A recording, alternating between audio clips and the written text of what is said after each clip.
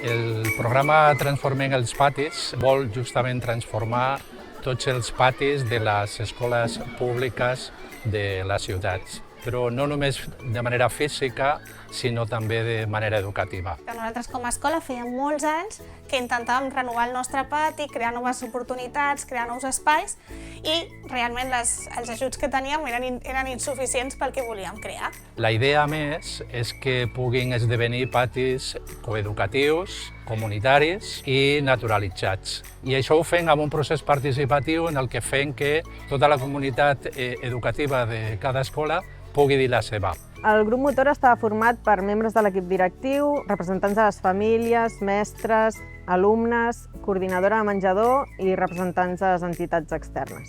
Alguns dimecres a les tardes ens quedem al col·le i fem una reunió amb arquitectes. Ens donaven una guia de com podíem tindre idees per a crear el nostre pati, però sobretot ha sigut a través de recollir opinions, d'una pluja d'idees. I vam donar idees per com volem que sigui el pati. Hem posat uns post-its i hem escrit el que vulguem. I amb comets vam votar quina volíem. Llavors vam crear un grup de WhatsApp per sintetitzar la informació. Ens anàvem intercanviant la informació que ens passaven a la reunió, la compartíem amb les famílies i amb l'APA de l'escola, llavors anàvem fent el retorn en les diferents sessions. Que s'escolti la veu dels nens, de les famílies, del barri i dels mestres. Tothom ha pogut dir la seva i això ha fet que el pati sigui un conglomerat d'aportacions a totes aquestes parts. Llavors, escoltar la veu de tothom fa que el projecte final sigui adaptat a les necessitats reals del pati. Si és una cosa que és per nosaltres donem la nostra opinió. El que es demana a la comunitat educativa és que puguin pensar què és tot allò que és important tenir en compte per canviar els usos i comportaments al pati. Llavors això planteja reptes educatius, no? De com ho farem. Vam tenir l'oportunitat d'escoltar xerrades de persones expertes en coeducació. Nosaltres normalment ens centrem en material, joc, en canvi ells ens parlen més d'espai. Els jocs i el material ve després. Els infants ara mateix al pati fan un joc molt motriu i aquells nens o nenes que volen fer un joc més tranquil sí que no tenien aquest espai. Poder utilitzar aquests nous espais com és l'àgora, que ja els nens se sentin protagonistes. En el nostre cas, a més, el pati està a l'entrada de l'escola.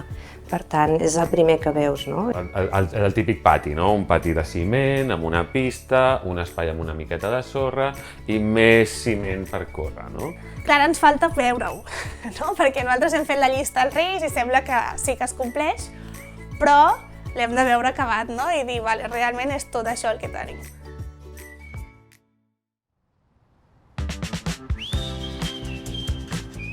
Un dels punts més importants de la transformació dels patis de l'escola ha estat concentrar totes les activitats esportives a una única pista i alliberar l'espai que abans hi havia a la pista de bàsquet per instal·lar-hi una àgora, una caseta de fusta, una estructura de joc.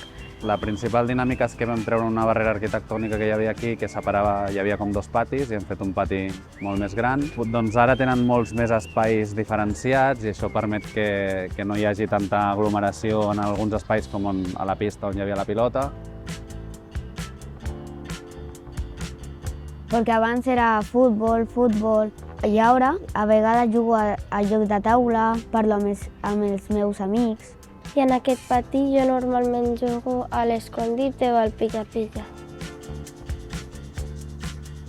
Els nens i les nenes, i quan no els tocava pista, estaven molt avorrits i ara que fan més coses que no només la pista. Perquè totes a mi m'agraden, però més m'agrada esta zona, la de futbol i la de la zona relaxant. A mí la zona tranquila y la agora. Ahí da sombra y también puedes estar ahí sentada tranquila. Quan està la llum del sol, és per fer una foto, és molt bonic. Eren uns patis molt grisos, eren uns patis molt urbans i ara tenen color, tenen una mica més de verd. Que abans no hi havia tants arbres ni tanta vegetació i ara n'hi ha més. Queda més natural. Han posat més estructures d'equilibri i ens agrada molt jugar a les zones d'equilibri. Realitzen un altre tipus d'activitats que també són físiques però que no estan relacionades amb esport de pilota. Tenen un joc molt diversificat i segurament ha reduït una mica els conflictes. Als lavabos, quan tots anaven a beure aigua, hi havia molts conflictes. i doncs era millor posar fons al pati. A nosaltres ens enduem una experiència molt enriquidora perquè hem pogut també integrar agents externs de l'escola i que han pogut també donar la seva opinió al final d'un espai que també utilitzaran. Ens enduem una bona experiència, oi? La impressió és que els nens estan molt més a gust al pati perquè l'espai és molt més agradable i ells mateixos ho expressen.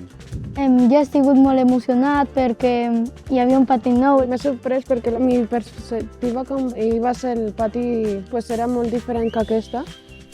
Canvia molt tot això. És com un nou pati començat des de zero. És una inversió que al final hagués estat molt difícil d'aconseguir i de poder-ho fer. Per tant, formar part d'aquest programa ha estat una sort. Participar al programa de Transformem els patis perquè al final el pati es transforma i és xulo. Està molt bé. Això és un canvi brutal. Buah!